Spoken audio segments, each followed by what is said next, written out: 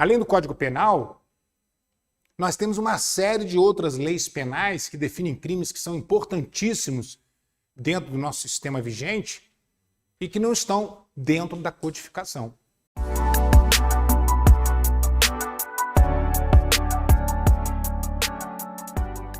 Gente, boa noite.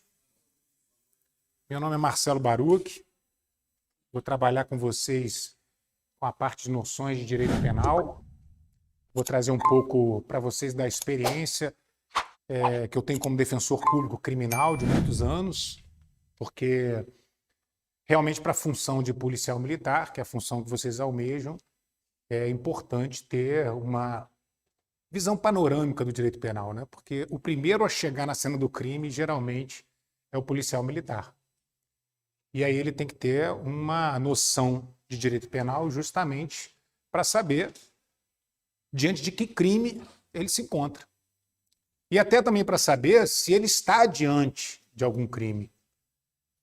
Porque efetuar uma prisão em flagrante por um fato que não é criminoso configura crime pela autoridade que pratica o ato, porque pode caracterizar abuso de autoridade. Então, o policial militar, até para ele agir com energia, para ele dar voz de prisão, conduzir uma pessoa coercitivamente até uma delegacia, para que a autoridade policial analise o fato e lavre o auto de prisão em flagrante, ele tem que ter noção se ele está diante de um fato que realmente requer a ação de uma autoridade. Então, eu acho até que o conhecimento penal do policial militar devia até ser mais aprofundado. Eu confesso que eu não sei como é no treinamento antes de entrar no exercício efetivo da função, após o concursando estar aprovado, mas é importante que o policial militar tenha um profundo conhecimento das normas incriminadoras, né? Até para ele próprio não se enrolar, para ele próprio não se prejudicar no exercício da função. Aliás, como defensor público criminal, muitas vezes eu defendi policiais militares e também policiais civis acusados criminalmente. Profissionais que acabaram muitas vezes se envolvendo em crimes no exercício da função, justamente porque é uma função extremamente delicada, né? Onde muitas vezes você está num limite entre ser o herói ou ser o vilão. É uma função que realmente requer um cuidado no seu exercício, até para que o próprio profissional não enrole a própria vida. Não só para que ele não prejudique um terceiro, né? Alguém inocente, mas também para que ele não prejudique a própria vida. Quantas vezes eu não vi policiais militares que no exercício da profissão acabaram se enrolando em ações muito enérgicas, perdendo a cabeça, e aí o policial é preso, faz julgamento, é condenado, é expulso da corporação, destrói a vida dele, da família. Então é preciso um conhecimento de penal, e aí vocês, entrando para a profissão, podem até não só depender do conhecimento penal que receberem, mas também se aprofundar, procurar estudar, porque a lei está aí para qualquer um se inteirar dela, né? Para exercerem a função de vocês com o maior cuidado possível pela sociedade e por vocês e suas famílias, né? Então nós vamos trabalhar aqui nesse período, até o fim do curso, com noções de direito penal. O direito penal é muito vasto, né? Eu vou procurar dar os pontos mais importantes, aqueles que nós entendemos assim serem mais essenciais para o tipo de prova que vocês vão enfrentar. E aí eu vou procurar não só trazer questões teóricas aqui, conceituais, mas estar o tempo todo exemplificando a matéria com a qual nós vamos trabalhar, com exemplos até do nosso dia a dia como defensor público, que a Defensoria Pública atua numa quantidade de processos enorme, né? A gente atua uma quantidade de julgamentos enorme. Um defensor público sozinho dá conta de não sei quantos mil processos. Então, a quantidade de crimes, né, com a qual já me deparei é enorme, né? A quantidade de julgamentos dos quais eu já participei é uma quantidade enorme. E aí eu vou procurar sempre, na matéria, trazer alguns exemplos, às vezes de casos fictícios, às vezes de casos que estão na mídia e muitas vezes de casos concretos nos quais eu tive a oportunidade de atuar, trazendo para vocês aqui exemplos com um pouco de experiência para que ajude vocês a absorverem a matéria. Tá certo? E a matéria de direito penal, como eu disse para vocês, é uma matéria muito vasta. Procurem se apegar à leitura da lei. Porque como um concurso não é um concurso que vai exigir um conhecimento aprofundado de direito penal, eu não acho necessário vocês lerem livros muito grossos, né, autores muito rebuscados, muito aprofundados, porque vocês vão perder tempo. O ideal é vocês pegarem resuminhos, apostilas bem objetivas. A aula até, muitas vezes, vocês vão ter oportunidade de copiar, porque eu dito algumas coisas, e ler a lei. Fundamentalmente, ler a lei. E o direito penal brasileiro, ele não está só concentrado no Código Penal. Vocês vão ver que muitas vezes, durante a aula, eu vou citar o Código Penal e vou citar leis penais especiais. Porque o direito penal brasileiro ele é composto do Código Penal, que é uma lei. O Código Penal é a Lei 2848, de 1940. Tem 361 artigos, embora entre esses 361 artigos tem uma série de desdobramentos, então tem muito mais do que 361 artigos. Só que além do Código Penal, pode entrar aí, boa noite. Além do Código Penal, nós temos uma série de outras leis penais que definem crimes que são importantíssimos dentro do nosso sistema vigente e que não estão dentro da codificação. Então, além do Código Penal, nós temos, por exemplo, a lei de entorpecente. Vocês vão ter que dar uma lida na lei de entorpecente, porque coisa que policial militar mais faz é prender traficante. Praticamente toda semana aqui em Friburgo tem prisão em flagrante de tráfico de drogas. As operações de combate ao tráfico são diárias, né, por parte das PATAMOS. Nas varas criminais, a maior parte do processo que nós temos é de tráfico de drogas. Num dia de audiência na vara criminal de Friburgo, se tiver, sei lá, 10 audiências, pelo menos 7 vão ser audiências de tráfico.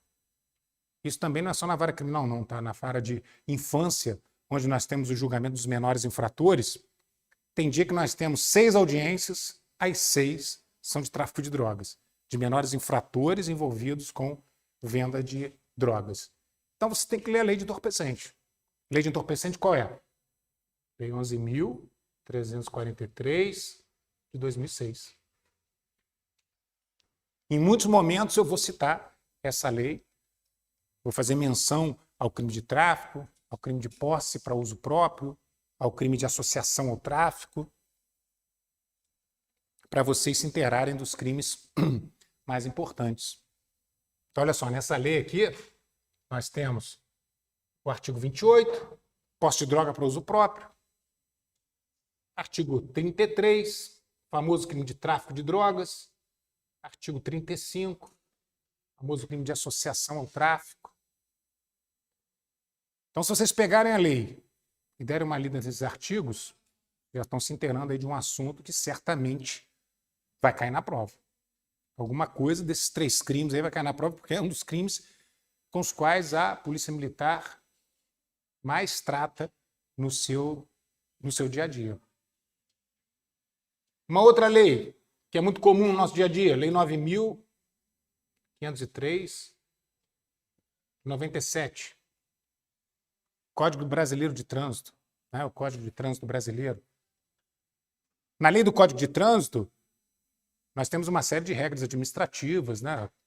Como questões relativas a veículos, habilitação, multas de trânsito. O que nos interessa é a parte penal, que começa lá no artigo 302. Então, olha só, no artigo 302, você tem o crime de homicídio culposo no trânsito, um atropelamento, uma colisão de veículos com morte.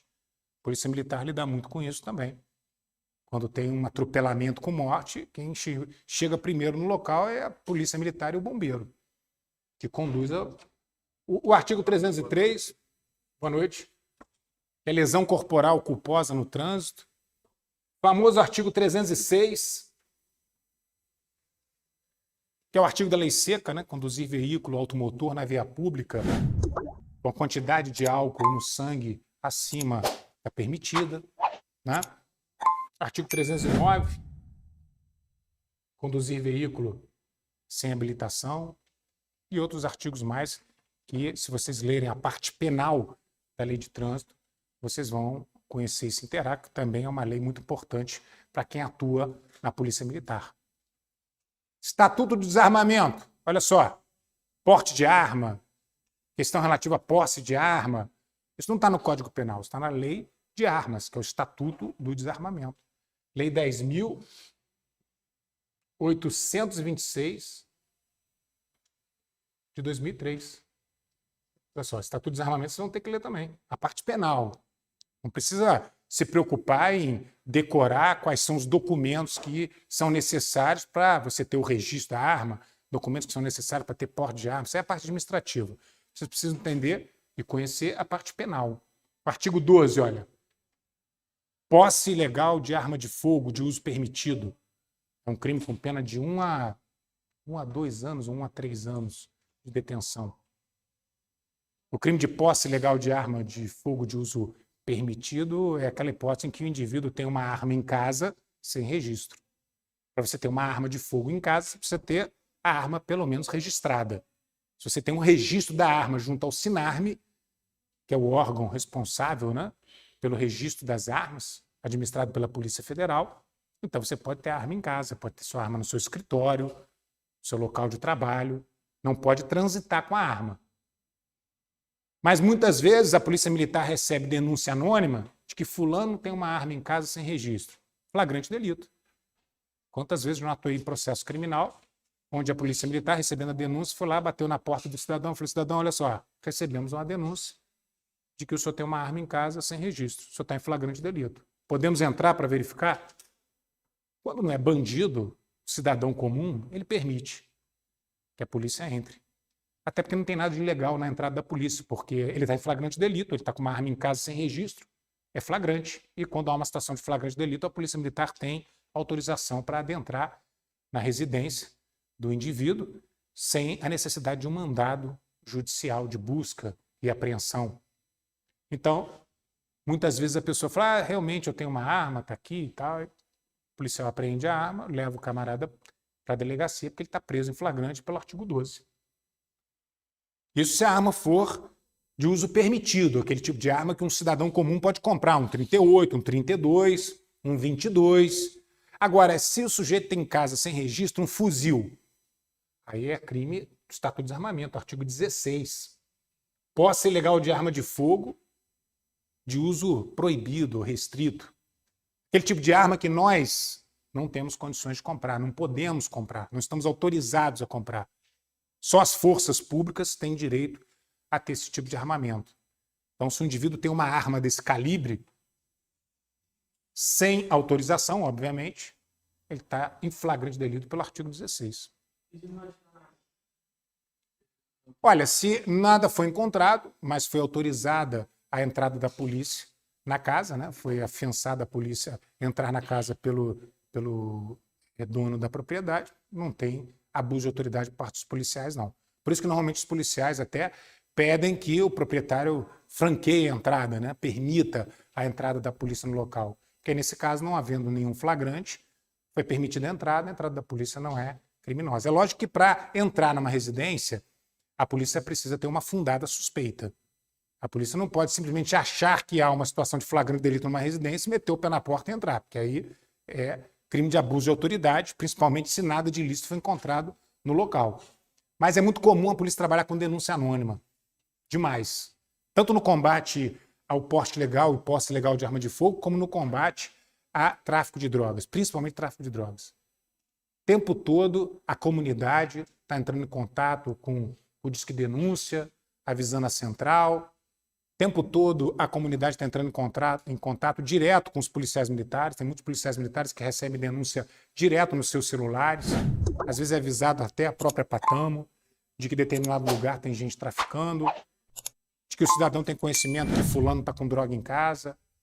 Então é muito comum a polícia fazer essas operações e aí, havendo uma fundada suspeita, né, tendo em vista a denúncia que foi recebida, tendo em vista o local, né, e as circunstâncias, a polícia até pode invadir o local e aí, apreendendo a droga, prender em flagrante em delito o traficante que esteja com droga, com armas, né?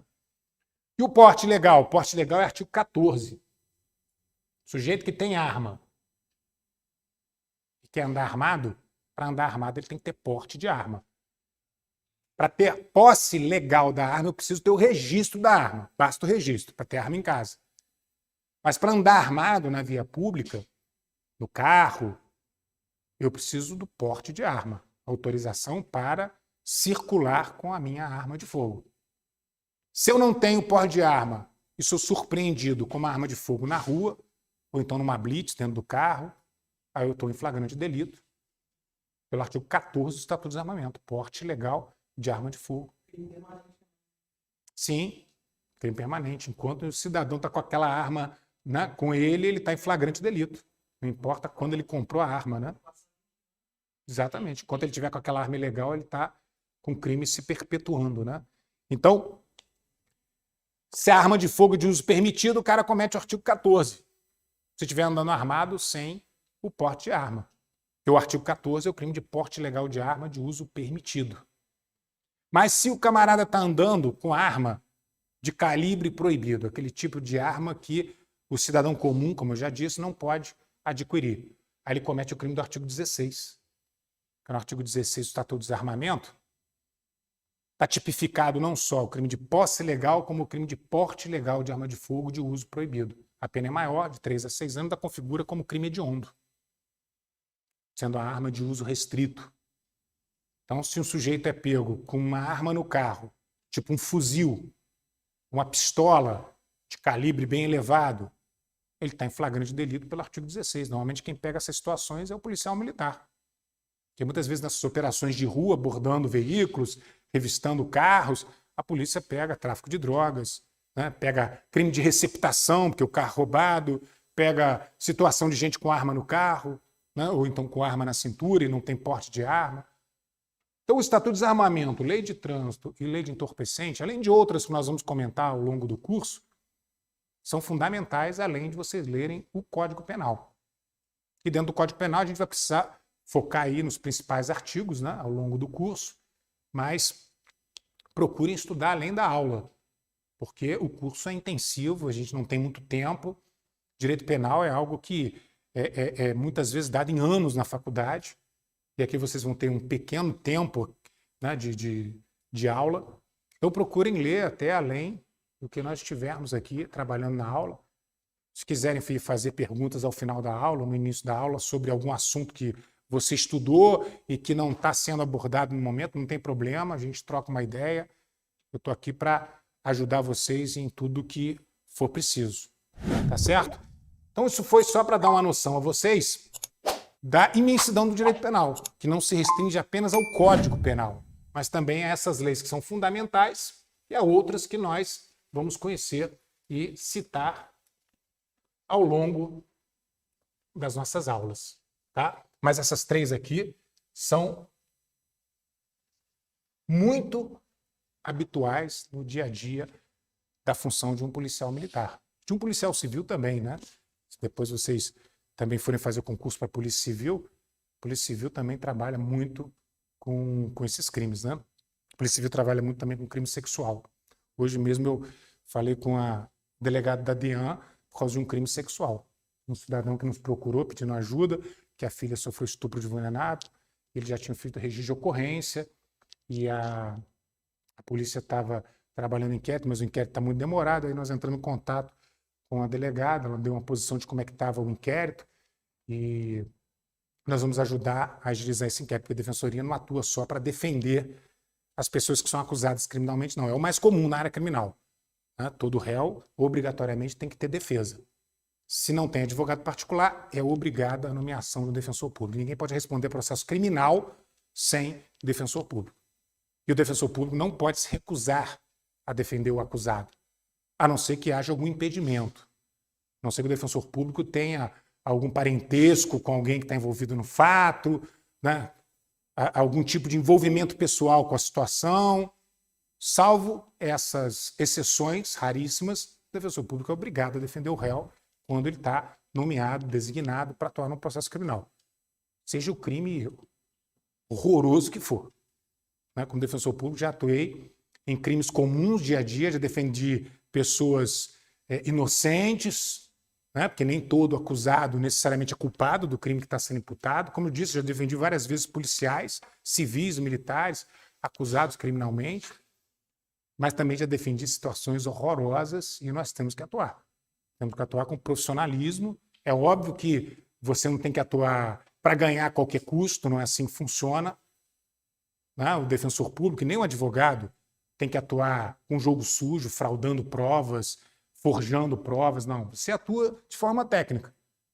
Então, se o réu está respondendo por um estupro de vulnerável, que é um crime sexual, previsto no artigo 217-A do Código Penal, que é aquela hipótese de violência sexual, qualquer contato sexual com menor de 14 anos, pessoa deficiente mental, ou alguém que esteja com a sua capacidade anulada, como alguém bêbado, drogado, qualquer contato sexual com uma pessoa nessas condições, configura crime. Mesmo que o contato seja consentido. Aliás, nesse caso com o qual eu tratei hoje com a delegada, doutora Paula, que é delegada da DEAN, foi um rapaz que era amigo da família, se aproveitou da proximidade e aliciou e assediou uma menina de 12 anos de idade. Não chegou a ter conjunção carnal com ela, mas teve contato libidinoso com ela. E ela quis, porque ela se apaixonou pelo cara, um cara de 30 anos de idade. Configurou crime de estupro vulnerável. O camarada está respondendo agora a inquérito, o inquérito vai ser concluído, ele está solto, está em liberdade provisória, e depois a promotoria vai denunciá-lo pelo artigo 217-A do Código Penal. A polícia trabalha muito com estupro de vulnerável. É muito comum, infelizmente, prática de estupro. Aliás, é mais comum dentro do âmbito familiar, do âmbito de relacionamento da vítima, do que na rua. Esses ataques violentos, né, que alguma mulher possa vir a sofrer numa esquina. É muito mais comum a gente ter processo de crime de estupro, porque a menina ou a mulher veio a sofrer um estupro dentro do seu ambiente do que na rua. E a polícia trata muito com esse tipo de crime também. A gente vai falar sempre que possível sobre os crimes sexuais, né, para vocês estarem se inteirando. Porque na minha aula, eu não só vou ditar conceitos, vou seguir o cronograma, como vou estar o tempo todo dessa forma dinâmica, assim, falando da legislação como um todo. Então, olha só, num comentário rápido, eu já citei para vocês os crimes de drogas, os principais crimes de armas, os principais crimes de trânsito. Com alguns exemplos, nós já falamos do estupro de vulnerável, artigo 217-A. Quem, inclusive, quiser, né, gravar a aula, que apesar de vocês terem gravado aqui, vocês podem querer gravar no celular, né, talvez mais prático para copiar em casa, fica à vontade. Porque a nossa aula tem que ser intensiva. E não só naquele momento que eu vou ditar e vou estar dando aula, como no momento que eu vou estar falando de fatos, comentando episódios, citando artigos, mencionando crimes, para passar o máximo de informação possível para vocês. Tá certo? Então nós vamos começar hoje falando do conceito, da finalidade do direito penal, das fontes e das regras iniciais mais importantes, mais básicas, que são fundamentais dentro do direito penal. Porque tendo em vista já essas abordagens que eu fiz, o que é o direito penal?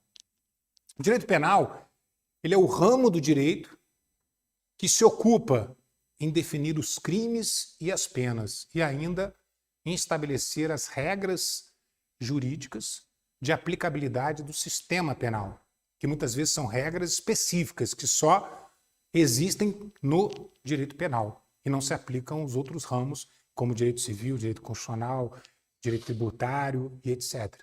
Então vamos lá, vamos copiar o conceito do direito penal. Para quem quiser anotar a matéria no caderno, pode colocar assim: o direito penal é o ramo do direito. Direito penal é o ramo do direito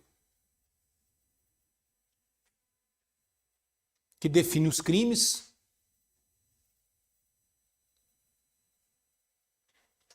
vírgula, as penas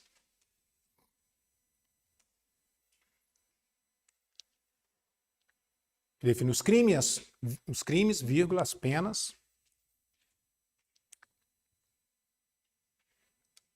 e ainda regras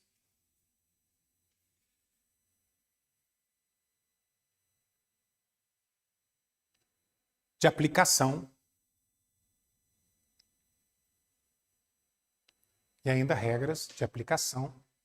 do sistema jurídico penal.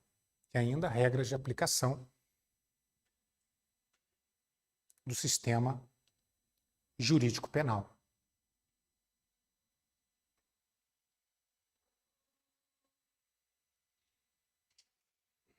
O direito, ele é um universo de regras que estabelecem direitos e deveres. E o direito, ele é ramificado. Tem vários ramos para facilitação do estudo.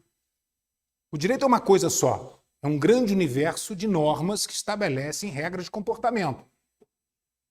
E ele se interliga. Direito penal não existe sozinho, direito civil não existe sozinho, direito constitucional, direito administrativo, direito tributário, todos eles se interligam. Tanto que para atuar na área criminal, como eu atuo, eu tenho que ter noções de direito administrativo, até porque existem os crimes ligados à área do funcionalismo público, eu tenho que ter noção de direito tributário, até porque existem os crimes tributários, né, na Lei 8.137 de 90, como o próprio crime de sonegação fiscal, né? Eu tenho que ter noção de direito constitucional, porque as regras constitucionais elas são superiores, né? Elas são as nossas regras mais importantes, às quais todas as demais regras devem obediência, sob pena de serem nulas, por serem inconstitucionais. Eu tenho que ter conhecimento de direito civil, porque tem muitas regras do direito penal que estão interligadas com questões do direito civil, como um capítulo inteiro no Código Penal, que trata dos crimes contra a família. Aí nós temos os crimes contra o casamento, como bigamia, por exemplo. Eu tenho que ter noção de casamento. Casamento é matéria civil. Os crimes contra a filiação e uma série de outros delitos que estão ligados ao direito civil. Então, o direito é um grande universo de normas que estabelecem regras de comportamento de inúmeras espécies. E o direito penal é um ramo desse grande universo. E o direito penal se ocupa em fazer o quê? Definir os crimes e as penas. O que não estiver no direito penal definido como crime, crime não é. Por mais que seja imoral, por mais que seja antiético, um determinado comportamento, se ele não estiver definido no direito penal brasileiro como crime, o cidadão que estiver praticando aquela conduta não pode ser preso. Muito menos responder a um inquérito, muito menos responder a um processo criminal. Eu dou sempre o exemplo da prostituição.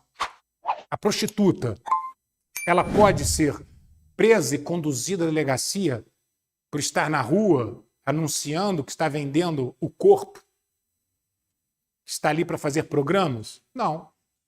Porque, embora ainda considerem a ação, né, de vender o corpo da prostituição como algo imoral, este comportamento não está definido como crime no direito penal brasileiro. Não é criminoso. Então, uma mulher que esteja se prostituindo, ela não está cometendo crime. Pode estar cometendo um comportamento imoral, mas nem tudo que é imoral é criminoso. Porque, para que algo imoral seja criminoso, é preciso que seja definido como crime pelo nosso ramo do direito penal. O incesto. Isso é também algo que eu gosto de usar como exemplo. A relação incestuosa. Se não configurar estupro de vulnerável, não é crime. É óbvio. Se um pai tem um relacionamento com uma filha criança, isso é crime de estupro de vulnerável. E, infelizmente, temos vários processos criminais de estupro de vulnerável, de pai contra filha, padrasto contra enteada.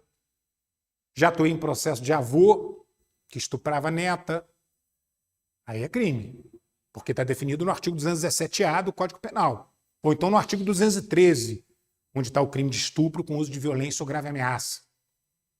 Mas se um pai tem um relacionamento amoroso com sua filha de 22 anos, vamos supor, consensual, com a concordância dela, vivem como marido e mulher, relação incestuosa, isso vai chocar a rua toda, vai chocar o bairro.